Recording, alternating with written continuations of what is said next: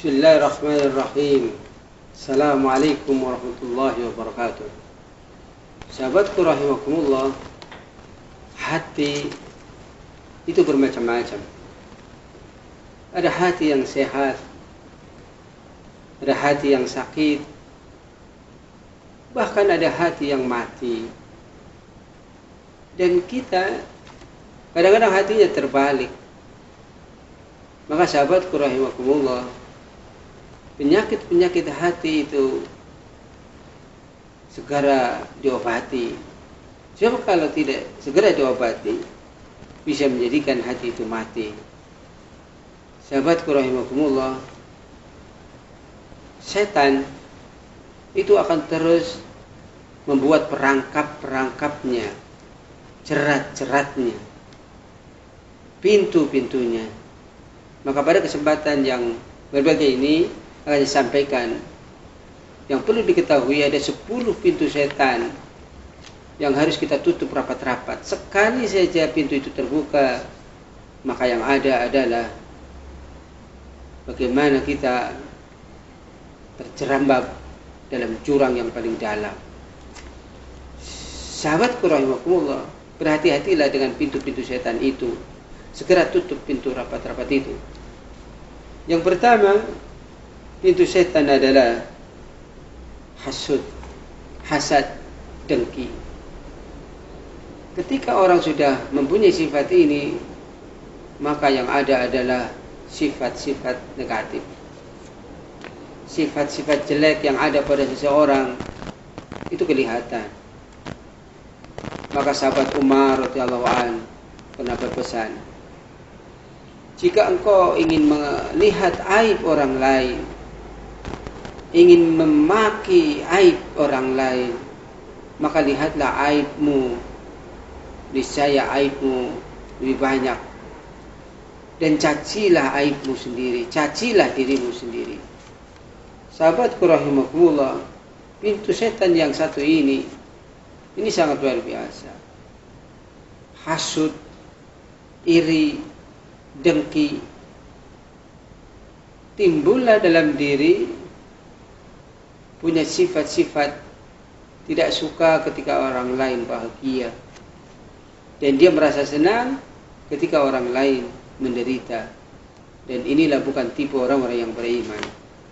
Sahabat rahimakumullah, kemudian pintu yang kedua adalah marah, ghadab.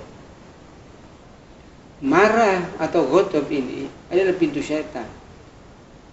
Ketika ada orang marah atau kita marah, itu yang ada adalah kejelekan, sumpah serapah, kalimat-kalimat yang diucapkan pun tidak jelas, dan kadang mengandung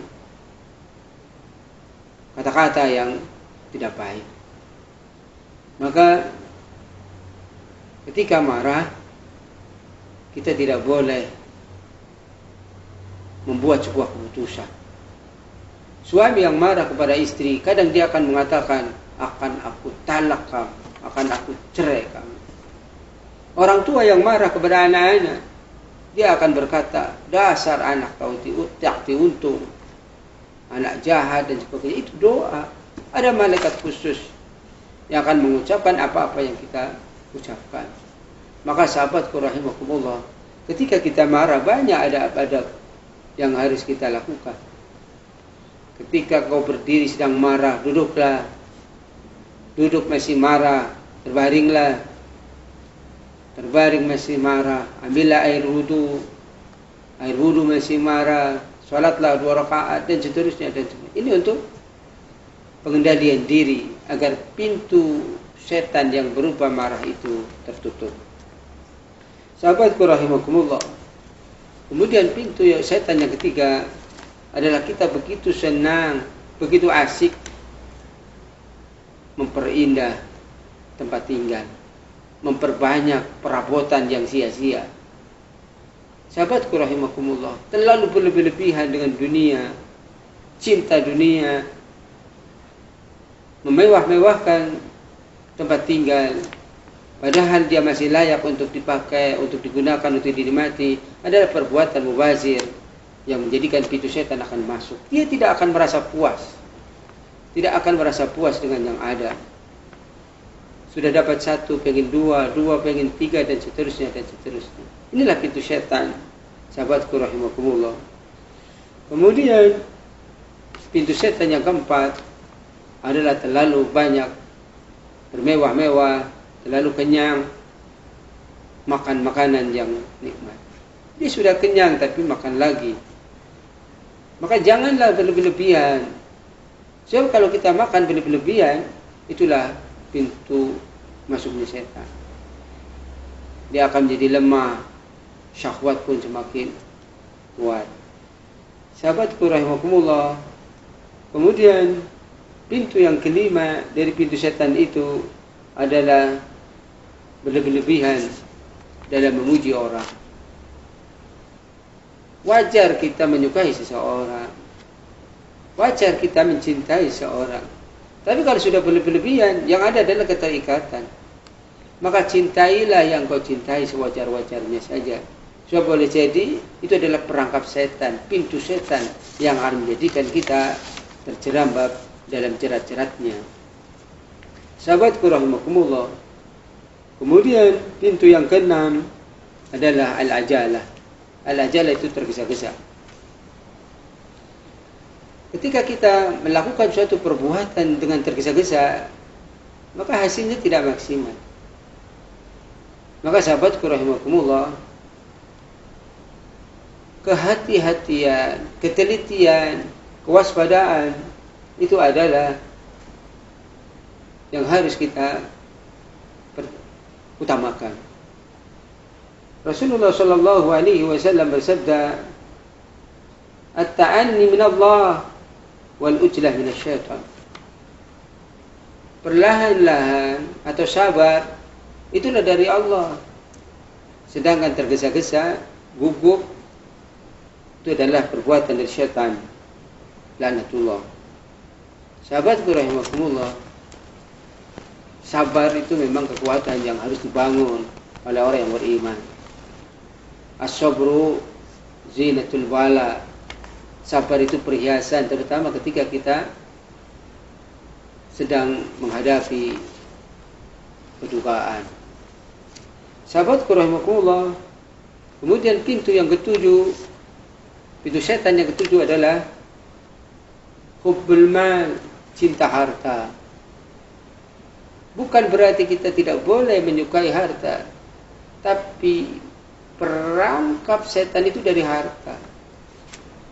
Dari hartalah segala-galanya. Orang kadang melupakan sholat, melupakan sedekah, melupakan ibadah kepada Allah, bahkan melupakan akan apa sebenarnya perjalanan hidup, yaitu kematian.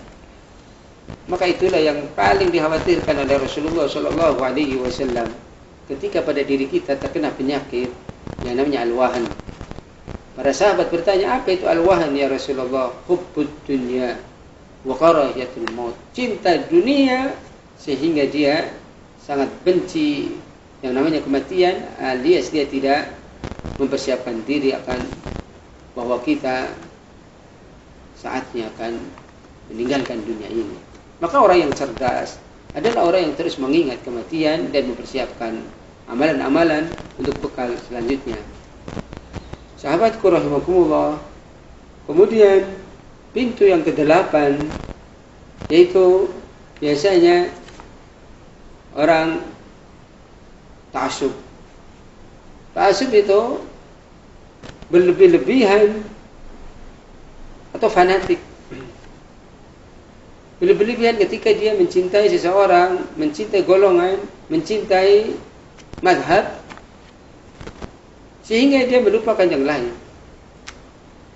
Sahabatku rahimakumullah, orang-orang alim memang kita harus meneladaninya. Orang-orang alim itu mazhab memang harus kita belajar. Imam Malik, Imam Syafi'i, Imam Hanafi, Imam Hambali itu luar biasa.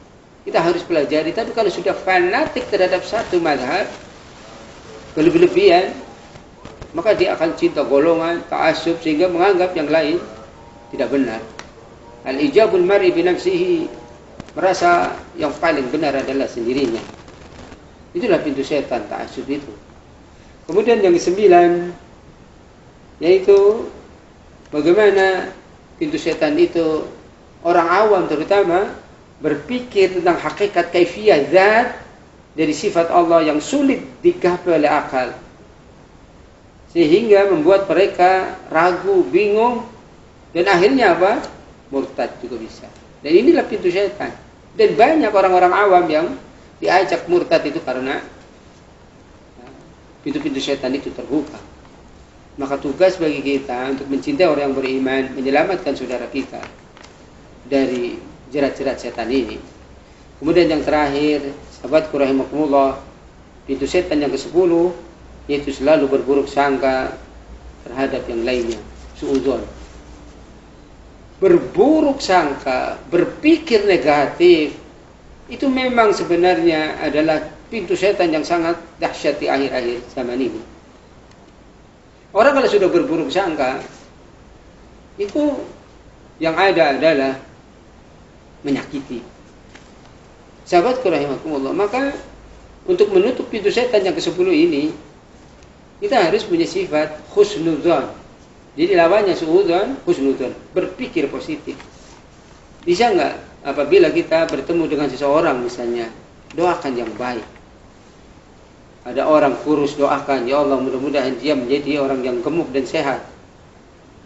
Ada orang yang gemuk, doakan, ya Allah mudah-mudahan dia gemuk tapi sehat. Ada orang miskin, doakan biar dia kaya. Ada orang kaya, doakan biar dia saleh. Ada orang yang alim, doakan, ya Allah mudah-mudahan orang alim ini tidak ria. Ada orang-orang yang butuh pekerjaan, kalau kita tidak bisa membantunya, maka doakanlah kebaikan baginya. Berpikir positif, mulai bangun tidur sampai akan tidur lagi, setiap bertemu orang maka berpikirlah yang baik. Bahkan sahabat Umar radhiyallahu an pernah menggambarkan kepada kita, setiap mau tidur dia itu mengumpulkan orang-orang yang pernah dia bertemu pada hari itu. Apabila dia pernah menyakiti, maka segeralah dia tidak tidur, datangi orang itu dan minta maaf. Apalagi di zaman seperti ini, ketika fasilitas sangat mudah, ketika kita bertemu dalam seharian itu, bertemu dengan orang, ada punya salah, ada punya dosa, bolehlah kita WA, bolehlah kita chat, asal tidak menimbulkan fitnah. Maafkan saya kalau pada pertemuan tadi siang menyakiti dirimu. Betapa banyak orang tersakiti, kemudian kita tidur meninggal, maka yang ada, yang terjadi adalah al-muflis. Siapa orang yang rugi itu, orang yang bangkrut itu? Yaitu ketika dia meninggal dunia belum minta maaf, dan yang terjadi apa? Keburukan orang yang dia miliki ditimpakan kepada kita, dan kebaikan kita diberikan kepada orang-orang yang pernah kita sakiti.